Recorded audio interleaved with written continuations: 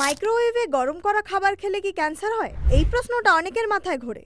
আজ জেনে নিন এর আসল সত্যি। মাইক্রোওয়েভ মানে রেডিয়েশন, শুনলেই ভয় লাগে তাই তো, কিন্তু চিন্তার কিছু নেই। এতে থাকে নন আয়োনাইজিং রেডিয়েশন, যেটা শুধু খাবার ও জল গরম করে, খাবারের পুষ্টিগত মানকে নষ্ট করে না। অর্থস্বরূপ ক্যান্সার সৃষ্টি করার কোনো রকম সম্ভাবনা নেই। তাহলে এটির মধ্যে ভয়ের কারণ কোথায়? আসল সমস্যা ও বিপদের ঝুঁকি কিন্তু মাইক্রোওয়েভে না, সমস্যা হচ্ছে কম মানের প্লাস্টিকের পাত্র যেগুলোতে খাবার গরম করা হয়। এইসব নিম্নমানের প্লাস্টিক থেকে বিপিএ বা ক্ষতিকারক রাসায়নিকগুলো মাইক্রোওয়েভের তাপে গলে খাবারে মিশে যেতে পারে। বিপিএ একটি এন্ডোক্রিন ডিসরাপ্টর এবং গবেষণায় দেখা গেছে এটি কিছু হরমোন সংক্রান্ত ক্যান্সারের ঝুঁকি বাড়াতে পারে। ফলে এগুলোই হতে পারে ক্যান্সারের কারণ। ওয়ার্ল্ড হেলথ অর্গানাইজেশন ও ইউএস এফডিএ বলেছে মাইক্রোওয়েভ ঠিকভাবে ব্যবহার করলে নিরাপদ, তবে তারা পরামর্শ দিয়েছে মাইক্রোওয়েভ সেফ বা বিপিএ ফ্রি কন্টেনার ব্যবহার করতে।